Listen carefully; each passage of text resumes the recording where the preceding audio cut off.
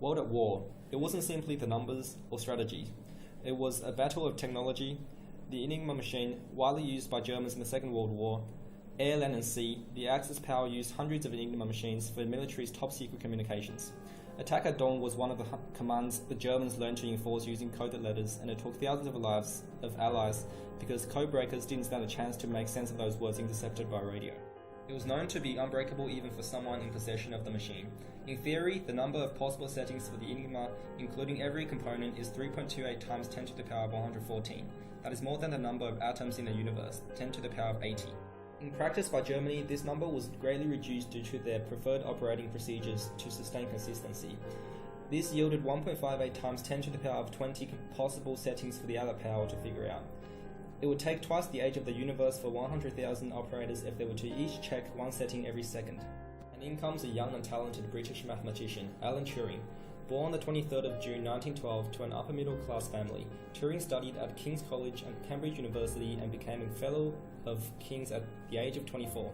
Some of his early pieces of work and achievements include probability theory, central limit theorem, and publishing uncomputable numbers. He was especially good at connecting so-called useless logic to mathematical logic and practical computation. At an early age, Turing had deep understandings about programmability and had ideas for a universal Turing machine which would have the ability to perform programmed algorithms and be reprogrammed. He is now recognized by many specialized in the fields of mathematics and computer science as the father of modern computers. It was Turing's trust in programmable machines that led to the invention of the bomb machine, a counter to Enigma.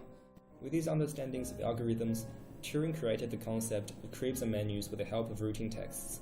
A crib is a sequence of letters from a plain text that can be matched one-to-one with the sum letters of the ciphertext, and a menu is a diagram showing the potential links between letters. Turing knew the existence of stackers meant that a letter X is always plugged to alpha, alpha being the unknown partner. He figured that if alpha is correctly found for X, then the remaining letters and their stacker partners can be easily found using some of the captured radio messages. A sequence of scramblers at their respective rotor positions can test for the unknown letter alpha.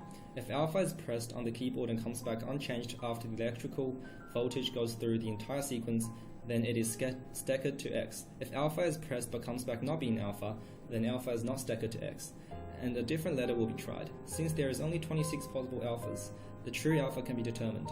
Turing applied a new strategy, and that is to use a voltage feedback loop to enable conclusions obtained from previous trials to be used as a new hypothesis for stacker partners, and the bomb machine would stop when it has figured out some settings.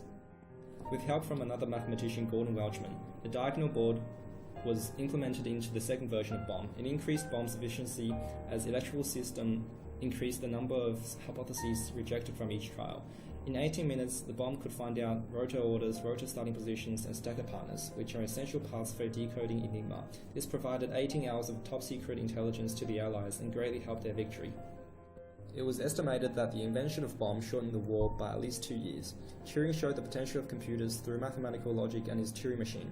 He even had the Turing test to examine the level of intelligence of computers compared to humans. He died at the young age of 41 years old, but he influenced the modern way of thinking with links between numbers and computation, brains versus machines, and his knowledge of computability long lasts today, and his stories continue to be told, as in the limitation game recently.